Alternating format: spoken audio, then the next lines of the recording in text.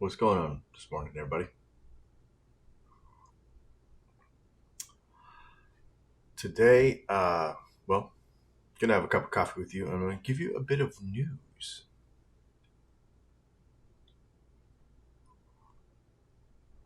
And for those of you that don't like watching me drink coffee, just don't watch the video.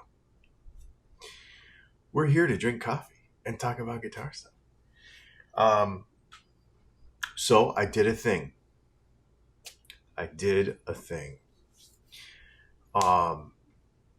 I ordered a Harley Benton. I said I would never do it. But I don't know, the curiosity's killing me, I think the curiosity's killing me. And, I want to be able to be more educated about them because I've sort of avoided them on the principle that I don't find them recommendable. At this point, I still don't. We're going to talk about that in a minute. I'm going to tell you why. Even though I don't have the guitar yet, but there's some things about the experience so far that I want to discuss with you. And actually, I want to find out if any of you have how you feel about this. Even those of you that are, loyal customers to the brand. I just kind of want to know because obviously, it's a sample size of one. So I also don't want to get too many negative thoughts about it because it's only one guitar, right? They make lots of them. So let's talk about it. I'm curious about quality expectations, obviously. I'm curious about all that stuff. But the reason I bought it is because it's an entry-level guitar. And I've tried most other brands of entry-level guitars, the main ones, right? So I've had tons of Squiers. I've had tons of Epiphones. I've had tons of inexpensive Ibanez's. I've had tons of them. And I can give you a pretty good idea what to expect with those guitars. So, it's pretty easy. And like there's still somebody in the comments yesterday or this morning or on yesterday's video, just we know you don't like cheap guitars, which isn't totally not true.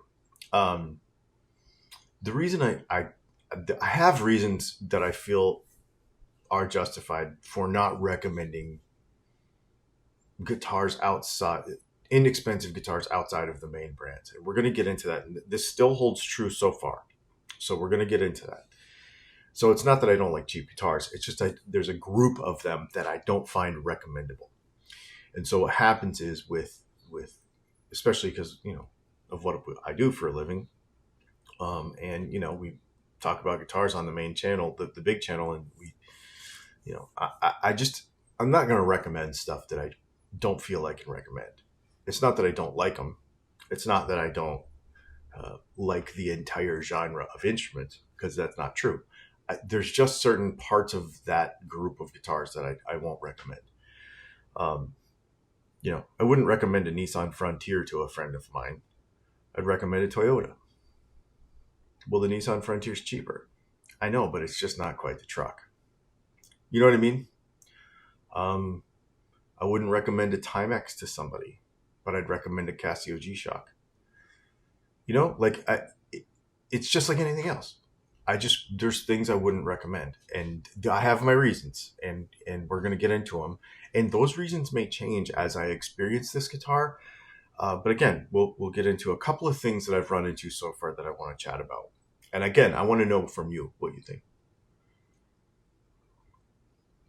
It's not crazy to think that this Harley Benton guitar won't be a good one. And I did not cop out and buy the cheapest thing. I did not. I bought, let's see. Hang on, let me grab I took a picture of the invoice. So I bought what is this thing? An SE552 FTF. So this is got a figured maple top on it. It's like the Les Paul copy of it. So this is not like the, $150. I did not buy like $150 cop out Harley Benton. I bought a good one. I did a bunch of shopping. And I'm like, what's the difference between them all, etc. It was $299 was the sale price for it. You could buy something for $150, but it just didn't make sense. I wanted to get something decently spec'd. There were other ones that were fancier for like $315, $325, $350, but it appeared, that they were, some of them had gold hardware and stuff. Like, you know what I mean? Like, you could just tell. So I don't know a lot about the brand, but what I did do was try to buy one that was a good representation of a good, like, of a decently spec'd one. Like, I didn't want to cop out and just buy the cheapest thing and be like, see, this is the cheap. Because what I've learned, you probably already knew this, is that there are sort of different grades of Harley Benz too, right? Like, there's cheaper ones and there's better ones. So I tried to get a good one. You know what I mean? Like a well-spec'd one to give myself, because again, I'm not experienced this, to give myself the best possible chance of getting a good impression of this guitar, if that makes sense. Because I do not want to intentionally have a bad impression of the thing. I don't. Contrary to what you might think, I hope it's good. I really do. I hope it's good. Again, though, this is a sample size of one. So we might get a bad one. We might get a good one. I've heard this is about 50-50. I don't know. We'll just see. So it doesn't prove that they're going to be amazing. It won't prove that they're junk either way, because it's only one guitar. And for other reasons that we're going to get into here in a minute, I'm not going to be doing this on a repeated basis. I did not sign up for any referral links or anything. I will not be making any money off of this. I will not be financially, I am not financially incentivized by the Omen. I have not ever had a conversation with them. I ignore all emails that I get from them. I have never corresponded with them in any way. So this is not any of that. This is not me flip-flopping on, I might as well just become an affiliate with them and start making money from them. I'm not doing that. Okay. If they reach out to me, again, after seeing the content, I will still say no. Okay. I'm still going to say no. If they see the videos, because we'll probably have to do a few, or a couple anyway. It's going to be a couple, I think. I've got 2 videos planned. I'll tell you what they are here in a minute. I'll just tell you what they are. I'm going to unbox the guitar live. So I think it's going to be Monday. I think the guitar is going to get here Monday. I'm going to unbox the guitar live on the big channel. And I'm going to do that because that way there's no, you messed with it beforehand, that I get the good first impression or bad first I get the accurate good first impression and you see it. Also, I want to make sure that it is not tainted by editing or anything. So we're literally going to unbox the guitar. It's going to show up on my porch. I'm going to have the cameras and stuff all set up already. I'm going to pull it in. I'm going to cut the box open with you. I want to do that. I want to make that as accurate. That we used to do that a lot with a lot of the inexpensive guitars. I haven't done it in a while because we haven't had any like this. When somebody like Guitar Center or Sweetwater sends me a guitar to review, sometimes I get like a used one. So it's not fair to unbox those guitars and do that. Sometimes other reviewers have had those guitars, and so it's not a true like secret shopper kind of thing. You know what I mean? So that's why we don't do those like that. However, this one is. So they don't know who I am. I don't know who that, there's been no anything.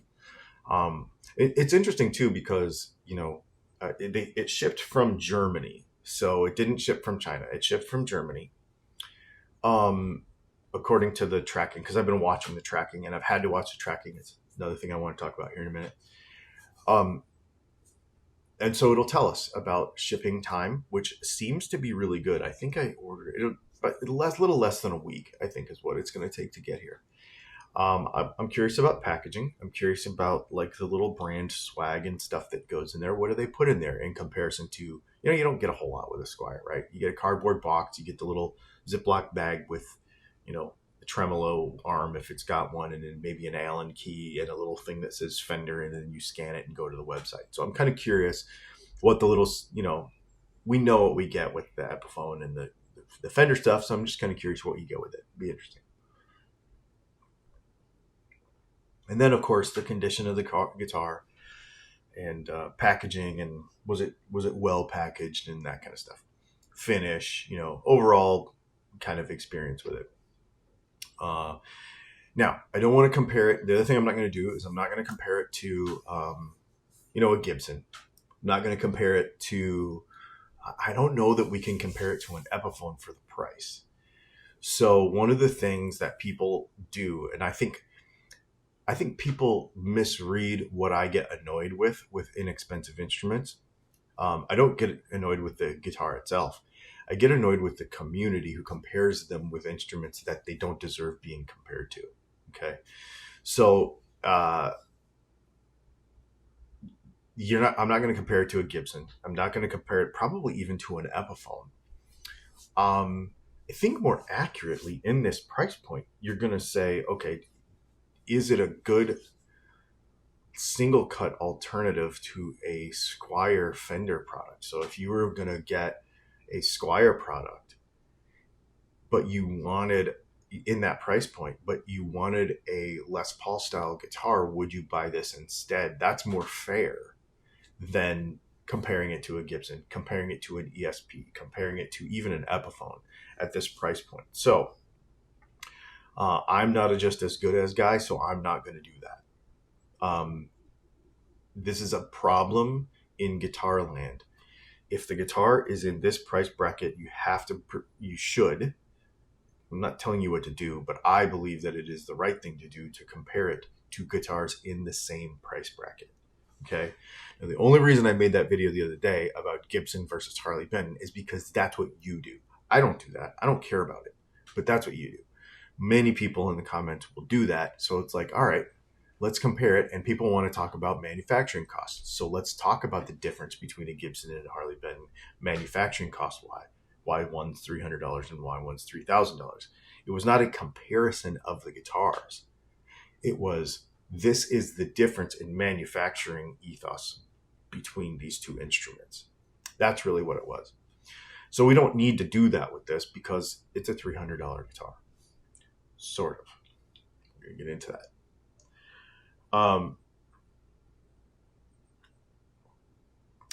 Okay. The other thing I'm not going to do is I'm not going to spend 6 hours setting up and then say that it came perfect. This is why I'm going to open it with you. I want to know how it is when it came out of the box. We're not going to ignore problems. We're not going to exaggerate problems. I mean, the guitar is what it is, so it's pretty easy to show you. Should be pretty easy. It's not that hard, right? Even though people like absolutes on the internet, there's probably going to be some nuance to it. It's going to be like, oh, well, I guess you get what you get kind of deal. Okay, now, I want to discuss why I probably will never do this again. And I also want to discuss why I still, at this point, already, I haven't even got the guitar yet, would not recommend this to a beginner. If you are a hobbyist, if you are a person who likes taking guitars apart and putting things back together, and who likes spending money unnecessarily on your hobby, because we all do, then that's probably Harley Benton could be the brand for you. If you are a beginner guitar player, I would not recommend this to you. If you are a person who cares about quality control, I would not recommend this to you. And here's why. Here's why. So I paid $299 for this guitar. Okay. I paid $86.89. It's right here. I paid $86.89 for shipping. So I have $385.89 in this instrument. So it's no longer a $250 guitar. It's a $385 guitar. Okay. I use ChatGPT to sort of figure this out. So I don't know exactly. I'll let you know what the real numbers are when it comes. But I think I'm going to have to pay somewhere around $45 for tariffs. Okay. So then we're up to what? $425. Let's call it. Well, now you're into classic vibe money. Pretty close. Okay. The reason I can't recommend this is for two reasons. One is because we have to import this from Germany. So you have to pay the $86.89 and you have to pay the tariff thing. So that's, and you know, people say, well, that's well, they get all political about that. Okay, well, here's the deal. I sell stuff to Europe and the UK and all over the world all the time. They have to pay VAT when they get it too. Usually it's like 20%. So people will end up paying like $100 for a set of pickups and taxes, right? So, I mean, it's just kind of everywhere. We just have never had it before. So, but for those of you that have had to do this for years, man, I feel for you. It's a lot of money. So, okay, so I'm going to have probably $425 in this guitar. Now, which is, you're going to say, okay, well, yeah, still for $425, it makes sense. Here's the thing. Here's the reasons I would not recommend it to a beginner. One is to import it. I got a bunch of forms that I had to fill out from UPS. UPS Express is bringing it. And it's not to do with the tariff stuff. It's actually to do with the chemicals and the materials that the guitar is made of to make sure that it's like a CITES thing and also a chemical, like what chemicals are I didn't understand the form. I could not figure it out. And I've imported a lot of stuff from a lot of countries over the last 30 years. I'm not uninformed about importing stuff. I could not figure it out.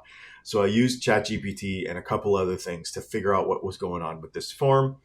And then I had to fill it out. So I literally had to like download the form. I had to fill it all out. Then I had to like upload it again and then upload it to UPS and then hope that it was right and they didn't reject it. I think I got it right because, like I said, I used some tools to make sure that it was right. So that took about a half an hour to figure all that out. Okay. So when we're talking about purchasing experience for a beginner, that's stupid. That's stupid. Okay. I don't want to have to deal with that. And I would not recommend that to my friend who's maybe never bought a guitar before, maybe only bought guitars locally. I'm just going to tell him, yo, either go down to your local guitar center or order something from Sweetwater for $450 and you don't have to deal with that crap. Okay. Like that's ridiculous. So that's one reason why I would not recommend this. Not because of the guitar. It's because of the purchase experience.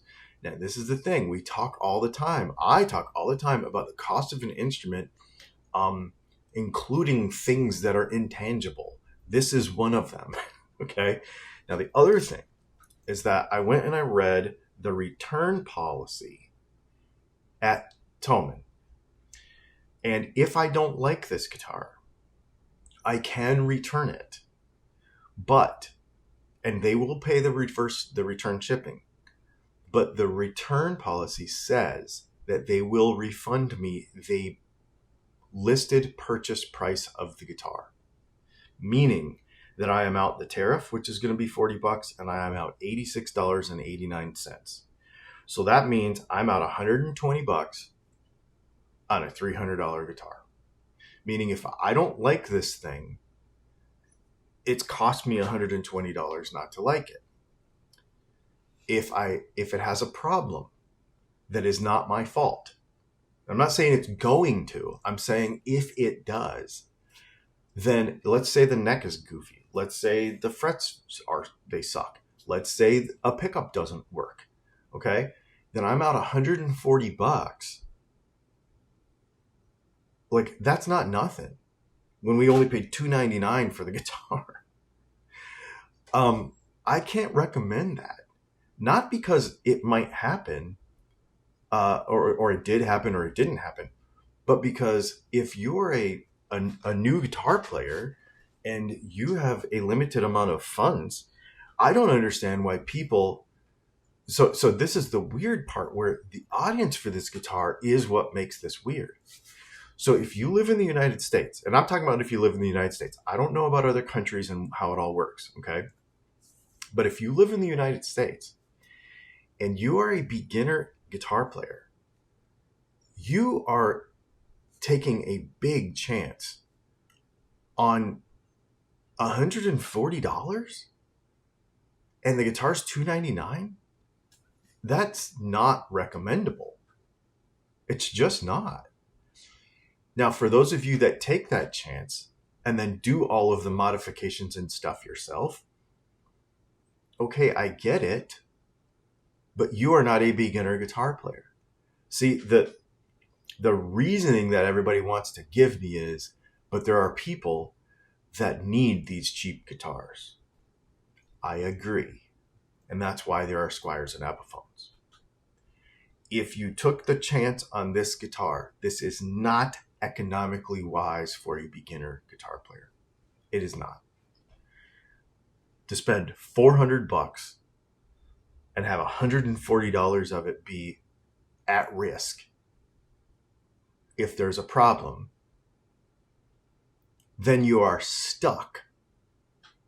Then now paying, if you're a beginner, paying someone to fix that guitar, further investing in a guitar that doesn't make sense for you as a beginner. So if we take these two groups of people that love these instruments and put them into neater groups, we've got the hobbyists, and I get it. Okay, so and honestly, you guys buy parts from us all the time. I totally get it. So if you buy this guitar and you're like, it's okay, I'm gonna change the pickups anyway. I'm gonna, and I'm gonna end up with a decent guitar, and you might. You absolutely might, and that's cool. That's very cool. And I dig that. But you are not a beginner. You are a hobbyist, and you know what you're getting. You know the chances. You understand the risks, and you have undertaken those risks to get this instrument. But if your cousin or your best friend says, "Yo, I'm gonna buy. I have $400 to spend, and I want to buy a beginner instrument," I cannot recommend this as an overall experience. Still, I can't recommend it as an overall experience. I would tell him to go buy a Squier. And I know it's not a Les Paul style guitar. In that case, I would say save up a little bit and get an Epiphone, dude. Really. Because then you have same country, no tariffs. If you buy it from Sweetwater, it's 100% refunded, because it's free shipping, like all that stuff. Those are real things, okay? And so when we talk about brand and when we talk about all this stuff, those are real things that matter. And those are things that you pay for. When you cut out, the distribution and stuff, this is the issues that you get into. Nobody has to fill out a customs form for chemicals and wood on an Epiphone or a Squier. We don't have to do that. We don't have to do any of that crap. So we don't have to put our money at risk. We don't have to do any of that stuff. So this is where the recommendability comes into it. This is also where the misunderstanding of how I feel about this comes into play for most people. You hate cheap guitars. Just admit it. I will not admit it because I don't hate cheap guitars. But what I cannot recommend is a purchase experience that puts a beginner guitar player's money and experience at risk. And it actually puts the beginner guitar player, who people keep saying that these are for, the entire experience at risk, and they say, screw it, I'm not going to play guitar anymore. That's bad for the entire community. So I took that risk. I'm willing to pay it. I'm not going to return the guitar, even if it's good, or even if it's bad, because, we're going to talk about it. And I don't know. Hopefully it's not. Hopefully we can just play the thing. Then I don't have to mess with it. But that risk is not worth it, in my opinion, for a beginner guitar player. So there you go.